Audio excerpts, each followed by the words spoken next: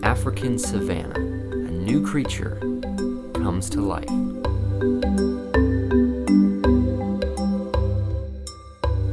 It emerges from a 35-year bloodline of some of the most renowned creatures to grace the continent.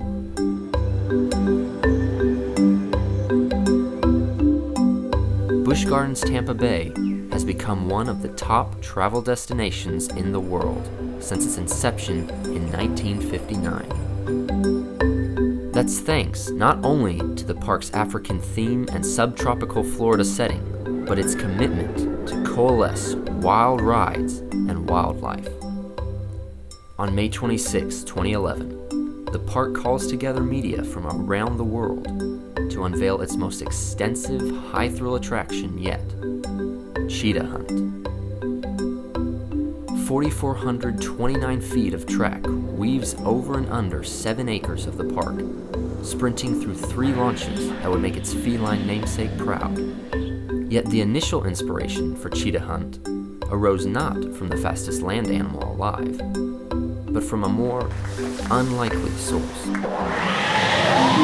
Well, the original idea I had almost 5 years ago. I was watching Star Wars, the 6th movie. They were on speeders and they were chasing each other through the forest. And I thought it'd be great to have a coaster that was close to the ground and able to speed along things. And then as that idea germinated, we thought it'd be great if we could mimic cheetahs. In traditional Busch Gardens fashion, the ride's theme would go far beyond simply its name. The ride simulates a cheetah hunting in the veldt. The way the ride leaps and stays close to the ground, and the speed and the thrust and the acceleration. In addition, land around the ride would be re-themed into a new animal habitat, Cheetah Run, effectively allowing the coaster and cheetahs to race. We designed the habitat with the cheetahs in mind. We really wanted to demonstrate the speed of the cheetah. Cheetah Hunt goes about 60 miles an hour.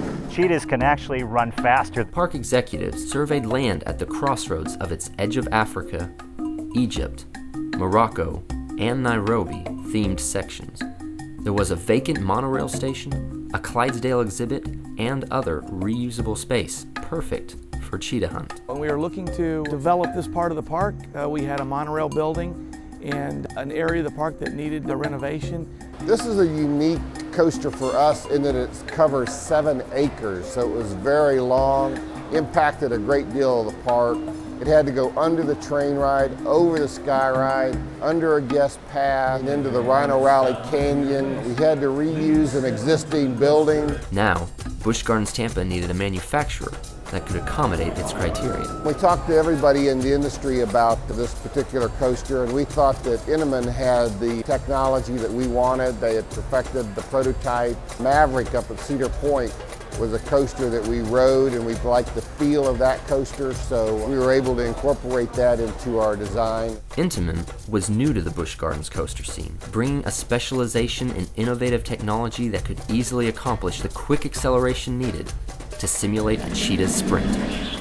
Our other roller coasters at Busch Gardens are traditional coasters in that they have a lift that drags the trains to the top of the hill, and gravity takes you to the bottom. Here we use linear synchronous motors to actually propel you at 3 different points along the track.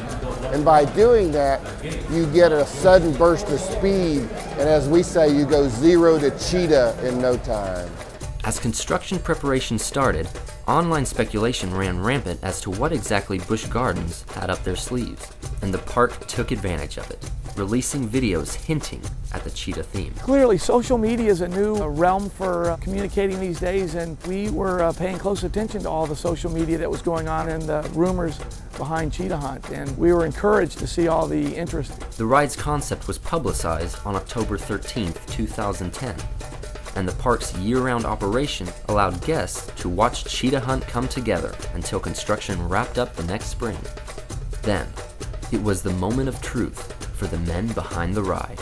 It was about a week and a half ago, and we had just finished construction of the ride, and I got an opportunity to ride right in the front seat of the coaster for the first time, and I gotta say, it was breathtaking. That first launch will certainly take your breath away and surprise you, but there's 2 more launches coming, and I knew where they were, and I was still surprised and shocked by them. So it was a thrill, and frankly, The last ride that I've had was just as thrilling as the first.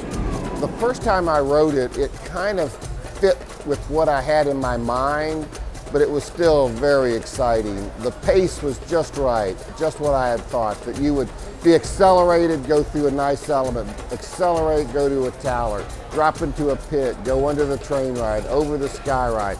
I thought the pacing in each element complemented each other until the very end when you came back into the station.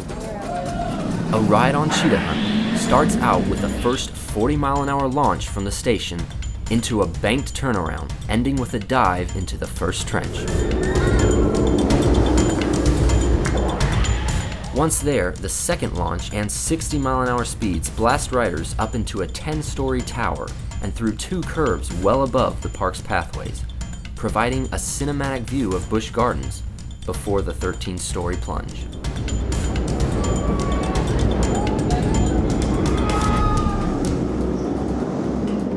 Cheetah Hunt reaches full speed again and leaps over the sky ride effortlessly, diving under a pathway and into the third trench.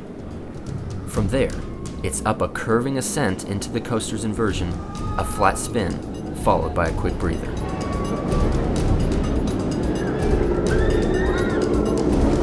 The train dives over water into the canyon formerly home to the neighboring safari ride Rhino Rally.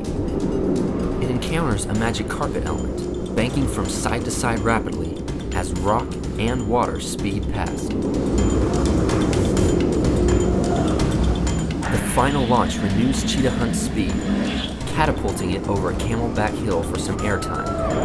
The train veers to the right, climbing left over the pathway and descending right into another trench. Curving left and tackling a final S-curve, dipping and climbing into the brakes. All in all, Cheetah Hunt offers over a minute and a half of action, well more than what most rides can boast, and a ride aimed at a wide audience. The height requirements on this ride are 48 inches, so this is going to appeal to a very broad demographic. Everyone from 7, 8, 9, 10 years old up to really the roller coaster enthusiasts are going to love this ride because it's got the thrills and chills. So the individuals in the family that love roller coaster thrills are going to really enjoy this ride, but it's also something for everybody, including the younger members of the family. After all the years of planning and months of construction, Jim, Mark, Mike, and everyone else involved in bringing Busch Gardens' 2011 expansion to life can finally sit back and savor the results of their work. I'd say today is probably the most rewarding part. It's our unveiling of this new attraction, the new realm, not only the ride, but the cheetah habitat itself. So we couldn't be happier with the outcome. For the zoological team, Cheetah Hunt and Cheetah Run represent new potential for conservation of the animals that make the distinct Busch Gardens experience possible. When they come and see the cheetah and they learn about the cheetah, and we want them to take a behavior change with them when they leave.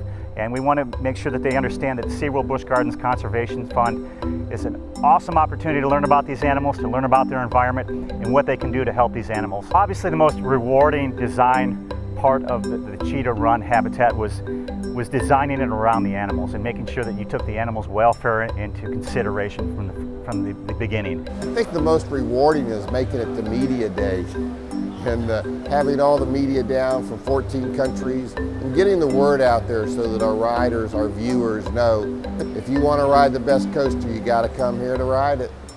From concept to reality, from dreams to screams, Cheetah Hunt marks the new generation of wildlife and wild rides united in a single experience. A tradition Busch Gardens Tampa started in 1959 that shows no signs of losing speed.